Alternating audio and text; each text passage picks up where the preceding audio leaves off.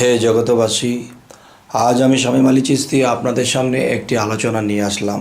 সে আলোচনাটি হলো যে আল্লাহ কোরআনে একটি কথা বলেছেন যে তুমি যা করবা ঠিক তা পাবা, এবং আল্লাহ এটিও বলেছেন যে আমি কাউকে ঠকাই না এবং কাউকে আমি কমও দিই না বেশিও দিই না এবং কাউকে ঠকাই না। এখন কথা হলো যে আল্লাহ যা বলেন সত্য, আল্লাহর কোরআন সত্য।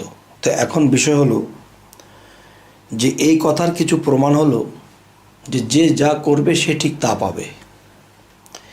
যেমন একজন শাশুড়ি যখন একজন ছেলের বউকে বলল যে বৌমা তুমি একটু আমার পিঠটা একটু ডলে দিবে, আমার পিঠটা একটু কেমন লাগছে, একটু টিপে দাও, একটু ডলে দাও। তখন সেই বউ কী করলো, সে তার পা দিয়ে শাশুড়ির পিঠটাকে ডলতেছে। তখন শাশুড়ি দেখতে পেল এবং হাসতে লাগলো, বলল তুমি আমাকে পা দিয়ে ডলছো, এতে আমার কোনো আপত্তি নাই গো মা, কিন্তু তুমি যা করছো তুমি তাই পাবা। তুমি যদি কখনো শাশুড়ি হও তাহলে তোমার ছেলের বউ তোমাকে পা দিয়েই দেবে, এতে আমার দুঃখ করার কিছু নেই। তো এই কথাটি এমনভাবে ফলে গেল, কোনো একদিন দেখা যায় সেই বউ একদিন গর্ভবতী হলো, সন্তান বড় হলো, সন্তান বিবাহ করলো। এখন দেখা যায় সেই সন্তানের বিবাহর পরে যে বৌমাকে এনেছে, তখন কিছুদিন যাওয়ার পরে হঠাৎ একদিন সে শাশুড়ি হয়ে নিজেই বলল, মাগো আমার পিঠটা একটু ডলে দাও তো। তখন কি হলো, সেই বৌমা চাইতেছে তার হাত দিয়ে শাশুড়ির পিঠটা ডলে দেবে, কিন্তু এত চেষ্টা করে কিন্তু তার হাত ওঠে না, পা ওঠে। বলতেছে মাগো আমি আপনার পিঠ ডলে দিতে পারবো না। কেন মা? আমি যতই চেষ্টা করি কিন্তু আমার হাত ওঠে না, আমার পা ওঠে আপনার পিঠে, এই জন্য আমি পারবো না। তখন শাশুড়ি বলতেছে মাগো দেও, পাও দিয়েই দেও।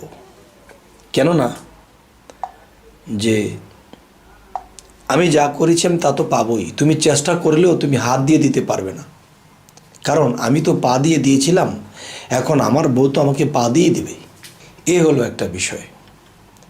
তো আরও একটি বিষয় হলো, এই পৃথিবীতে মানুষ জন্ম নেয়, চলছে ফিরছে খাচ্ছে, যা কিছু করতেছে সমস্ত কিছুই কর্মফলের বাইরে কিছুই না।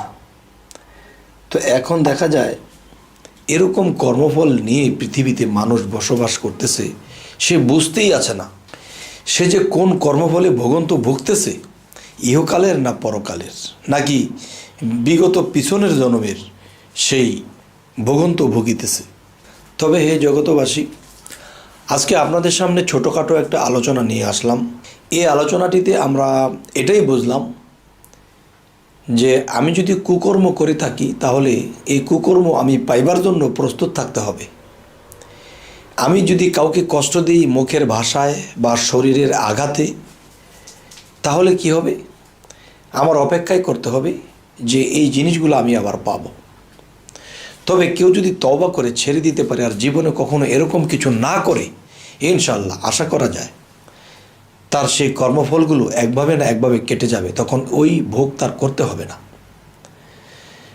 তবে এতটুকু মনে রাখতে হবে, যার কাছে অপরাধ করা হয়েছে তার কাছে যদি ক্ষমাটা চেয়ে নেওয়া যায় তাহলে ওটা সঙ্গে সঙ্গে কেটে যাবে।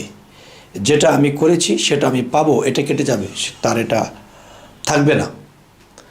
তবে হে জগতবাসী, আজ এই কথাগুলো বলার যে উদ্দেশ্য, যে মানুষ ইহকালে বেঁচে আছে, যা কর্মফল করে তা থেকেও মানুষ ভোগে এবং বিগত জন্মের কর্মফল তো আছেই।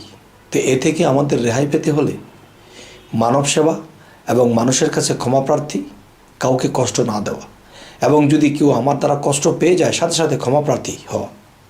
যদি আমরা এমনটা ধরে রাখতে পারি তো ইনশাল্লাহ আমরা অবশ্যই এই আত্মার মুক্তির অগ্রসর হতে পারবো। তো সকলেই ভালো থাকবেন। আরেকটি কথা হলো, আমাদের এই চ্যানেলের আলোচনা যদি আপনাদের ভালো লাগে তো অবশ্যই সাবস্ক্রাইব করুন। পরবর্তীতে আমাদের ভালো ভালো ভিডিওগুলো আপনাদের কাছে পৌঁছে যাবে। তো আজ এ বলেই রাখছি। আল্লাহ হাফিজ।